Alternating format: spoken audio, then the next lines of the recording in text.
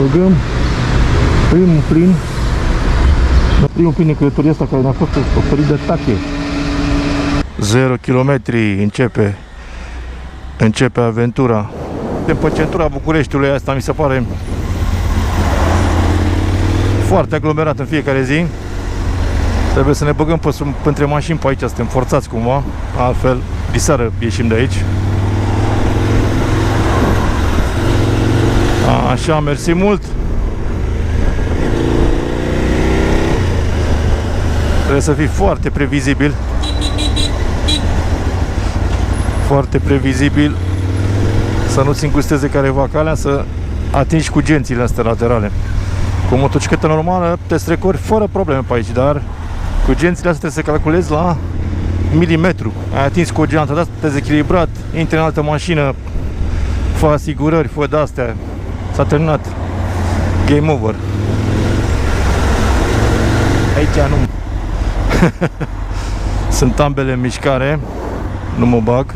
Are și remorca asta, colțul ăla te poate lua. Cea mai bună variantă, o centură aici rămâne pe lângă asfalt. Asta dacă ai adventure, bineînțeles. Cu super sport n-ai ce căuta în gropile astea. Suferim noi la șocurile astea, da, păi super sport unde ai cursa telescoapelor foarte mică. Sunt făcute să fie rigide, să poți să iei curbele cu viteză, de pistă. Da, asta spun că adventure pentru România, pentru drumurile noastre. Suntem la Giurgiu și deja prima problemă a apărut. Nu-mi place că la 150 intră într-un dezechilibru, așa, motocicleta voblează și simți spatele dezechilibrat. Poate să fie de la genți care nu sunt încărcate egal. Într-una am 14 kg, într-una am 11. Dunărea, doamnelor și domnilor. Suntem pe pod la Ruse, Giurgiu Ruse. Nu trebuie să plătești podul aici. Uitasem, am stat un pic la coadă. Și prima țară, Bulgaria. E ora 13:37. Centura aia Bucureștiului ne-a făcut un pic psihic așa, dar nu ne-a terminat. Aici am pus o frână de motor și a plecat un pic motocicleta. Asta înseamnă că asfaltul ăstora, ca și în Grecia, ca și în Macedonia, n-au trecut ăla cu trotineta. Așa, asfaltul ăsta are ceva gresie în el, ceva care alunecă. Și eu am alunecat o dată tare, tot așa, mergeam spre Iordania și stătea să plouă și am alunecat tot așa, 2 persoane, bagaj. Aveam un BMW GS 1100 și o curbă ușoară, deci nu cine știe ce. Și ne-am împrăștiat, frate, ne-am dus vreo 30 de metri pe contrasens. Mamă, am în minte și acum. Și nu știam ce s-a întâmplat. Motocicleta n-a pățit nimic, a avut crash bar, s-a polizat un pic crash bar, am ridicat-o de jos și trebuia să continuăm. Și mergeam cu 30 la oră și mă întreabă Radu cu care eram, pe care îl salut cu ocazia asta: băi, Victore, ce se întâmplă? Zic, bă, nu știu de ce am căzut. Și dacă nu știu de ce am căzut, nu pot să analizez și să înțeleg. Și dacă nu pot să înțeleg, nu pot să mai continui. Și după aia am oprit motoreta iarăși și am văzut că alunecai și cu piciorul gol pe asfalt. Uite, acum am pus frână și s-a dus un pic motocicleta de spate, cu cauciucuri noi, adică nu poți să zici. Cauciucuri noi, mulțumită lui motoechipat. Un vlogger pe care îl urmăresc cu interes, Motorcycle Adventure, e un bulgar de aici din Varna, care a călătorit în multe zone și îl vedeam chiar aseară cum zice că e până Sicilia acum. Spunea că chiar dacă îi consumă 4, are un tenere de 700, chiar dacă consumă 4-5 lui, tot se simte la prețul actual al benzinei și atunci e nevoie să meargă cu 110. Și lui consumă 4-5, noi ne consumă 6,5-7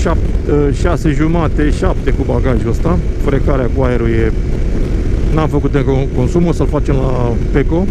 Mie tot nu-mi vine să cred că am plecat acasă, adică am întârziat expediția asta cu o săptămână și ceva, chiar 2 săptămâni, că am așteptat să se deschidă Azerbaidjan.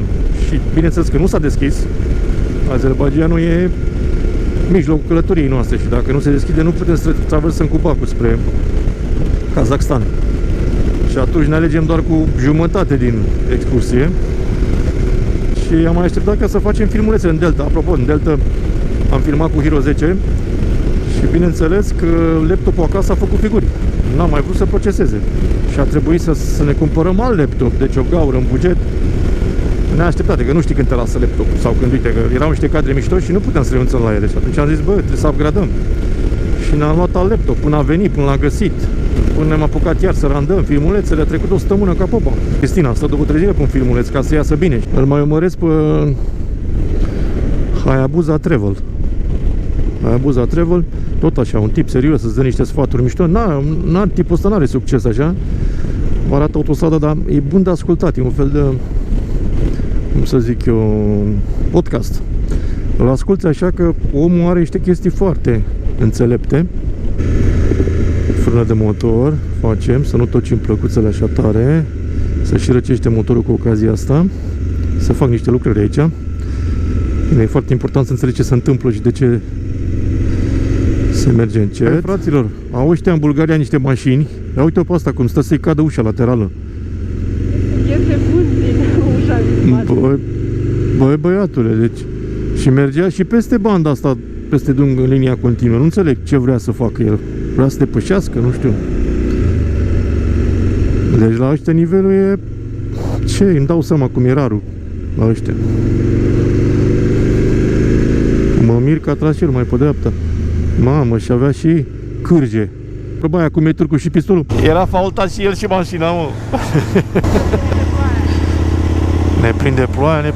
E bine că e răcoare, 23 de grade, mie asta îmi place, mi se pare ideal. Ideală temperatura pentru motociclit. Decât să fie cu 30 de grade, 35 de grade zăpușeală, să transpiri în cască. Târgoviște, uite, omul. Aici suntem la Târgoviște, frate, am ajuns. Cât am mers noi toată ziua?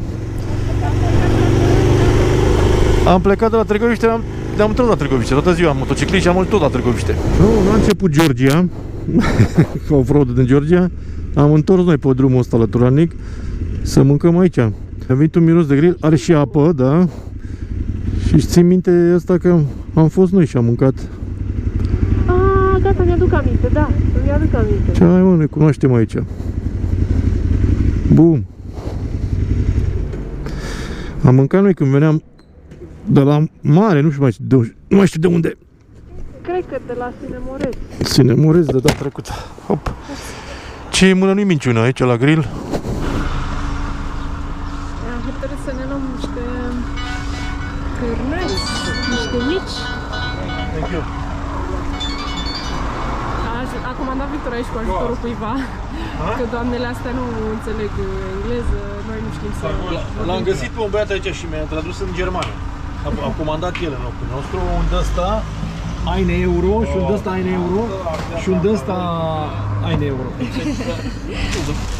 luat câte un sandwich din ăsta, cu mici, chiftele, nu știu exact ce sunt astea. Un mic înăuntru, da, știi că e asta, cu de-alea și o fasolică. O fasolică, da. Faza e că e bine să mănânci când găsești. E oricum e 3 ore masă de masă. Ne era cam foame. Și după aia alegi câte 2-3 ore și mănânci de seara. Da, să mai intri în oraș, dar... Ce e mână nimic. Poftă bună.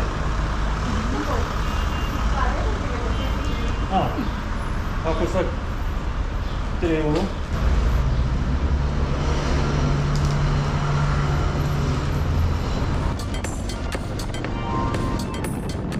Burnițează un pic. Asta mi-au ce aminte atunci de accidentul ăla.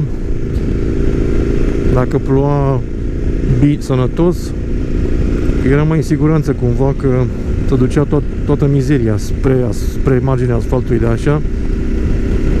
Bura asta creează o clisă. Și mi se pare cel mai periculos acum. Mă, ce e în fața aici? Uite. Zici că e aia, rampă. Vii tare și te aruncă încolo. Peste puntele ăla. Mă întreabă Cristina din spate, că de când avem comunicarea asta de la Cardo, dată de asfalt uscat, v-am mai zis și o să vă repet. Așa, mă întreba dacă nu mă distrage faptul că o conversăm. Și am zis, da, normal că mă distrage, Dar uite, pe curbele astea aici cu 40 n-ai ce să-ți se întâmple ceva grav. Pur și simplu mergi mai frânat, mergi mai ușor. Și vorbeam despre pericolul vorbitului la telefon.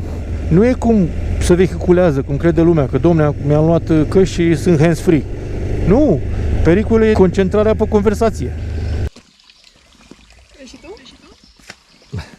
Da, vreau și eu. Gata, ne-am adăpat pe cai. Hai, baby, tragi? Da. Tragi de motoretă, tragi cu spatele. Hai, și... Hai, așa. Stai așa. Dă-i, și... Hai. Dă-i. Nu prea merge, stai așa, să o pornesc, stai așa. Hai, da. Hai. Mamă, mă doare și mâna și piciorul acum. Că am ținut să nu cadă. Of. Aviz amatorilor care visează la BMW GS 1200, 1250, la KTM 1290, motociclete mari. Sfatul meu, părerea mea, motocicletele astea sunt pentru 2 persoane și bagaj. N-ai ce căuta cu o namilă de asta 1, adică n-are sens să-ți iei motocicletă așa mare dacă ești o persoană și bagaj. N-ai. E doar show-off, e doar fală. Într-adevăr, arată bine, dar să te chinui cu dita mai motoreta aia, mai ales dacă scade pe cuclaul, să culcă, să astea, e jale. Dar abia poți să o ridici singur, fără bagaje. Dacă are și bagaje, la revedere. Te întinzi, te doare coloana, te doare mijlocul. Pentru ce?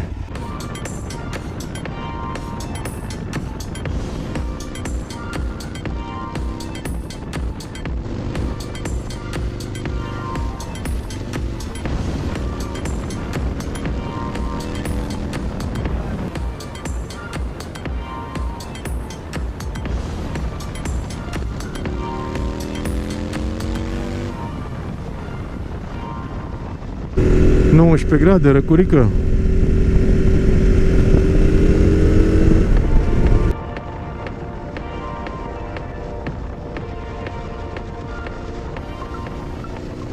Soare de nou. 5 fără 20.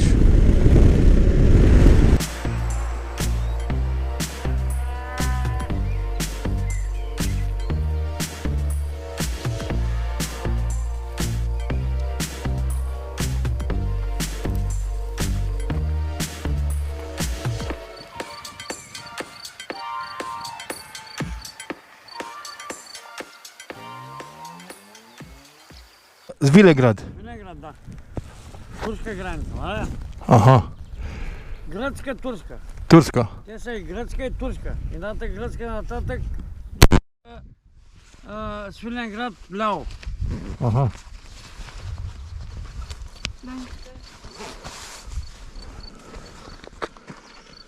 Път, приятен. Prieten păt. Aha. Gata. Все будь добро.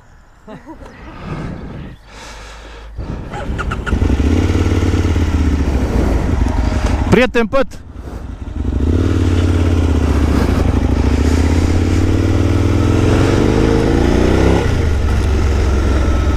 Hai că ne-am întâlnit aici cu un cioban de la Bivoleștea. Foarte mișto.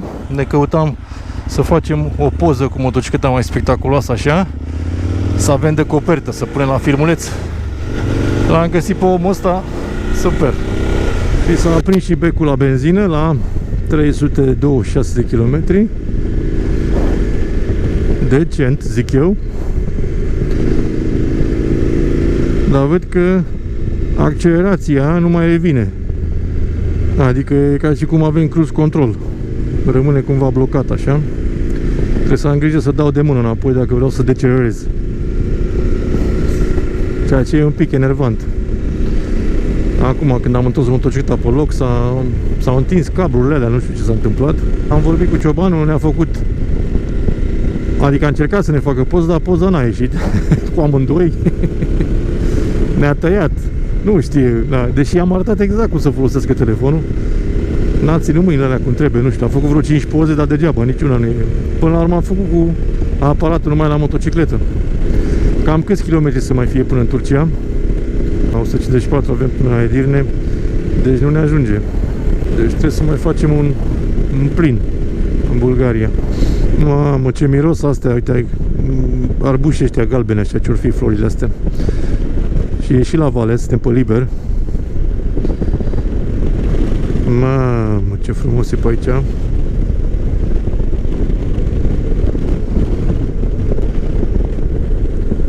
Suntem la vale, tată. Fără motor oprit.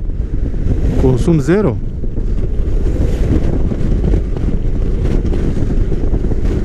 Nu ne place nouă. Mama, am fi în stare, cred că să ne punem niște pânze așa la motocicletă. Să circulăm forever. Vremea e perfectă, leni, soare, nici nu plouă. Croazier 120-130. Până la urmă, nu este viteza pe care o vrei tu, ci e viteza pe care îi place la motocicletă. Tocmai am intrat în Iambol.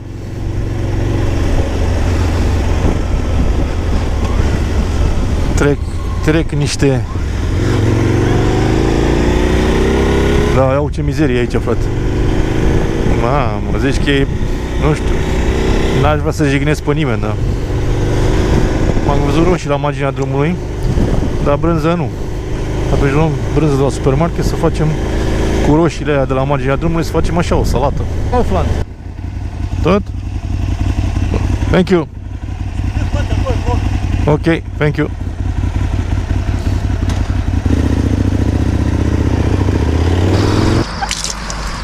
Încărcăm canistra cu apă pentru duș.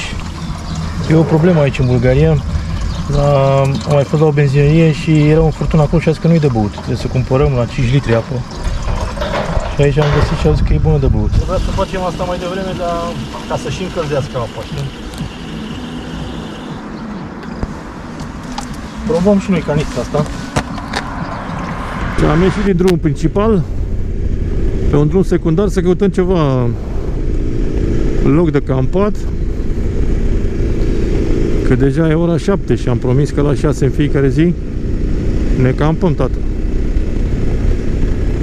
Mai avem vreo 50 de kilometri până la vamă. Dar ne trebuie și noi un peisaj frumos să punem cort. Ne-am întors și aici pe dreapta avem un săracul, un om, un cărucior care dă cu sapa, uite. Nu știu dacă s-a văzut, dar m-a impresionat așa, că dădea cu sapa. Săpa din cărucior așa cu rotile.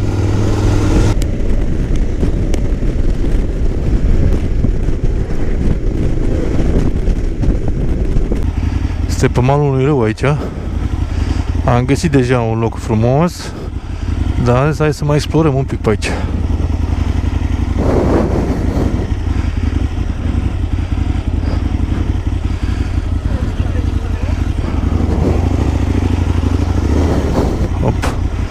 Mamă, ajunge telescopul din spate până la fund și toată cursa. Hop, hop, mamă.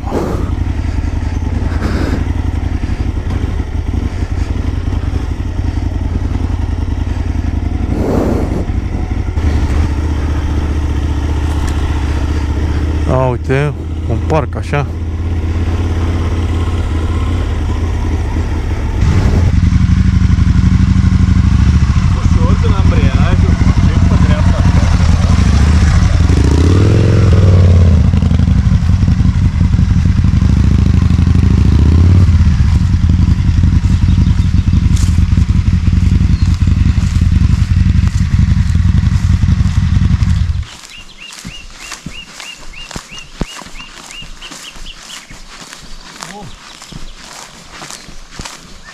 Cilișea în sfârșit. Ne-a luat o oră.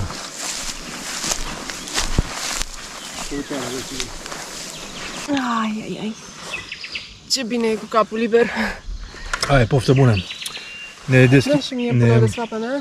Ne descălțăm acum să simțim iarba asta așa pe picioare. Sperăm să nu fie țânțari. Dacă ne băgăm în cor și aia e. Încă mai e lumină. O chestie nouă în călătoria asta. Da, să campăm pe lumină. Să campăm, ne-am promis că la 6 deja începem să ne orientăm. Să găsim loc, să nu mai o dăm ca nebunii, ca până acum. Să vedem și noi unde campăm. Să vedem, Că să până ne acum bucurăm. campam și dimineața ne trezeam. Ia uite bă ce frumos, uite bă unde ne-am băgat în mizerile astea. Ah, ce bine!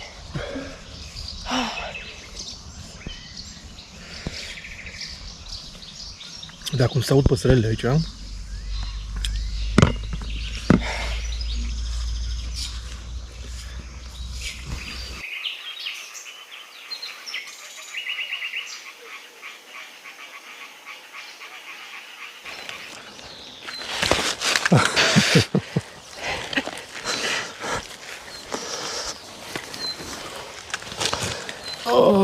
Ne-am instalat repede, n-am mai filmat, a fost pe repede înainte. așa, 20 de minute a durat, nu? Da. Și cortul și astea, ia, mai bea și tu. Mai avem o bere, ne-am cumpărat și niște gyros Bă, și niște gogoși. am trecut pe la Kaufland și aveam față, eu mă așteptam să fie de ea, cu mici, cu cefe, cu nu știu ce, dar era cu gyros, cu alea și n-au acceptat plata cu cardul. I-am dat $6, m-a păcălit un pic, trebuia să-i dau doar 4. Da, am zis, hai, fie prima zi. Apropo de prima zi, ne-am cam lăfăit astăzi. Am cheltuit câtă? Da, am făcut eu calculul în jur de 75 de lei. Doar, Da. Deci n-am pus 2 plinuri cât am Nu mai băgat pune. azi. Eu zic așa, că calculul se face nu la kilometri, nu la pui și benzina, pui și asta. Pui doar cheltuiala și te gândești, bă frate, dacă stăteam acasă, câți bani cheltuiam? Că noi Da, așa ne exact. gândim.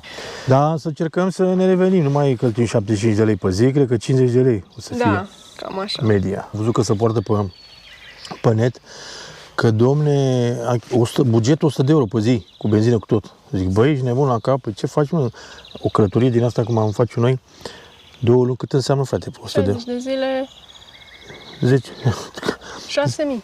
6.000 de euro. Bă, ce aveți, mă? Mi se pare că 100 de euro pe zi, bugetul, s-a descurcat bine. Nu, nu se pare deloc. Bine, una peste alta am găsit locul ăsta frumos. Cântă păsărelele, se aud broaște Da, pe râu. chiar râdeam cu Cristina și ziceam că noi vrem să descoperim nici prea departe locul, să facem mulți kilometri, deci și la aproape de drumul principal, da, și cu peisaj frumos Și liniște. Deci Și să o găsim și din prima. și din prima, da, acum am găsit tot în a doua, deja eu făcusem un pic de spume așa, zic, bă, bine, niște drumuri pe aici, oamenii aruncă gunoaie până ajunge aici pe drumul Te ăsta de sperii acces. puțin când intri pe drum, da, Și zici, bă, ce naiba caut am pe aici? ajuns cu telescopul la fund de vreo 2 ori, zic, mamă, rupem obra până să ajungem în Georgia. Dar abia așteptam să dau cizmele jos, pentru că, deși mă simt super bine în ele, dacă sunt impermeabile, te coci Da, unul te la murezi, mână te murezi. și îți strânge piciorul aici, adică de-abia așteptam să-mi iau sandalele și să scap de hainele moto. E altceva. În seara asta n-am mai pus dușul și am pus, pentru că am și pus târziu apă în canistră și n-am apucat să încălzească. Cam sunt țânțari. Am lăsat spray-ul de țânțare acasă pentru că am zis să nu mai car, l-am luat doar pe cel de protecție solară. Și la de urs. Ăla de urs l-am luat. Ai, m-a nebunit cu ăsta de urs. Peste tot spray-ul de urs în dinți. Da. Hai să mâncăm, că mi-e foame. Noi să fi răcit.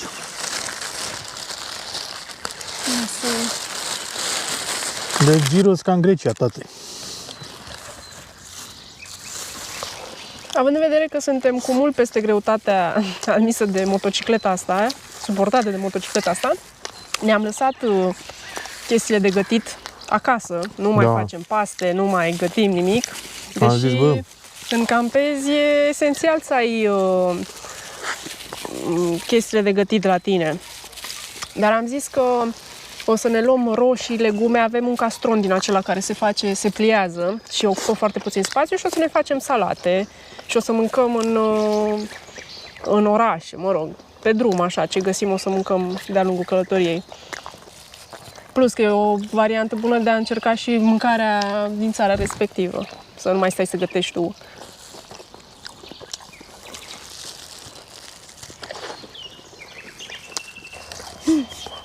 Bă, da, tu l-au auzit păsările astea și la Valiera? Sper. terminat berea și m-am trezit cu goșă, mână. Nu mai aveam răbdare.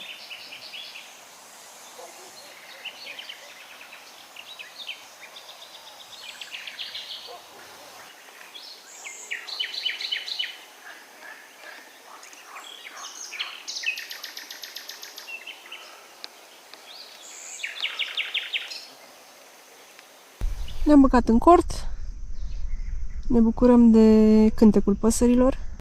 Cred că o să mă apuc să procesez din cadrele filmate astăzi și ne vedem mâine dimineață. Noapte bună! Noapte bună!